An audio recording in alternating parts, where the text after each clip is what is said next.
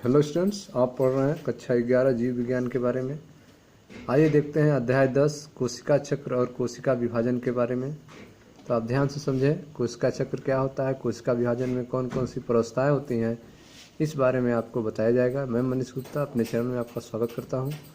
आइए दोस्तों, स्टार्ट करते हैं अध्याय 10 कोशिका चक्र और कोशिका विभाजन के बारे में। ध्यान से आप समझिएगा। क्या आप जानते हैं कि सभी जीव, चाहे सबसे बड़ा ही क्यों न हो, जीवन का प्रारंभ एक कोशिका से करता है।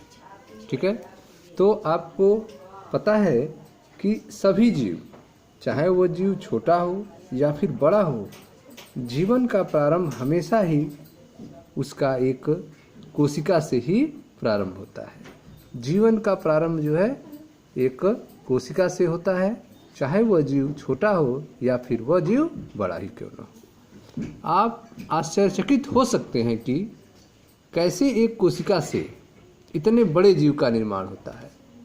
ठीक है, कैसे जो है एक कोशिका से इतने बड़े जीव का निर्माण होता है, इस बात को सोचकर आप आश्चर्यचकित हो सकते हैं।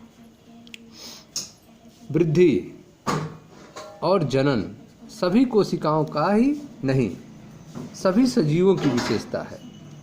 ठीक है, तो जितने भी सजीव होते हैं उनकी वृद्धि और जनन, यह जो है उनकी विशेषता होती है। वृद्धि व जनन सभी कोशिकाओं का ही नहीं, बल्कि सभी सजीवों की विशेषता है। सभी कोशिकाएं दो प्रकार से विभाजित होकर जनन करती हैं। ठीक है, तो सभी कोशिकाएं जो हैं वह दो प्रकार से जनन करती हैं, विभाजित होती हैं, जिनमें प्रत्येक पैतृक कोशिका विभाजित होकर दो नई संतत कोशिका का निर्माण करती है। ठीक है, तो वृद्धि और जनन सभी कोशिकाओं का ही नहीं, बल्कि सभी सजीवों की विशेषता होती है। सभी कोशिकाएं दो भागों में विभाजित होकर जनन करती हैं। ठीक है, सभी कोशिकाएं जो हैं वह दो भागों में विभाजित होती हैं और जनन करती हैं, जिसमें प्रत्येक पैतृक कोशिका विभाजित होकर दो नई संतत कोशिकाओं का निर्माण करती है।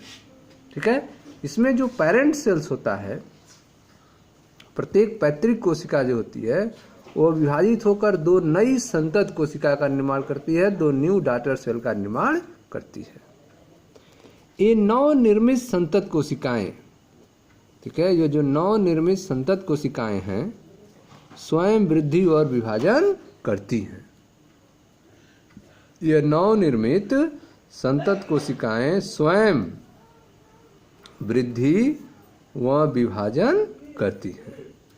एक पैतृक कोशिका और इसकी संतति वृद्धि और विभाजन के बाद, एक पैतृक कोशिका, एक पेरेंट सेल और इसकी संतति अर्थात उसकी डॉटर सेल वृद्धि और विभाजन के बाद एक नई कोशिकीय जनसंख्या का निर्माण करती है।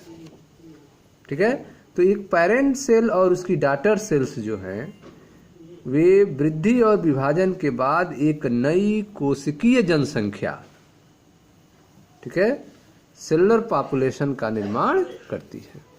दूसरे शब्द में, इस प्रकार की वृद्धि और विभाजन के कई चक्रों के बाद, इस प्रकार की वृद्धि और विभाजन के कई चक्रों के बाद एक कोशिका से ऐसी संरचना का निर्माण होता है जिसमें कई लाख कोशिकाएं होती हैं। ठीक है, तो इस प्रकार की वृद्धि और विभाजन के कई चक्रों के बाद एक कोशिका से ऐसी संरचना का निर्माण होता है जिसमें कई लाख कोशिकाएं होती हैं। ठीक है, आप पढ़ रहे हैं अध्याय 10 कोशिका चक्र और कोशिका विभाजन, चैप्टर है आपका। क्या आप जानते हैं कि सभी जीव, चाहे सबसे बड़ा ही क्यों न हो, जीवन का प्रारंभ एक कोशिका से करता है।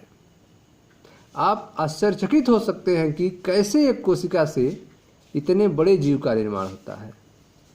वृद्धि व जनन सभी कोशिकाओं का ही नहीं बल्कि सभी सजीवों की विशेषता होती है। सभी कोशिकाएं दो भागों में विभाजित होकर जनन करती हैं।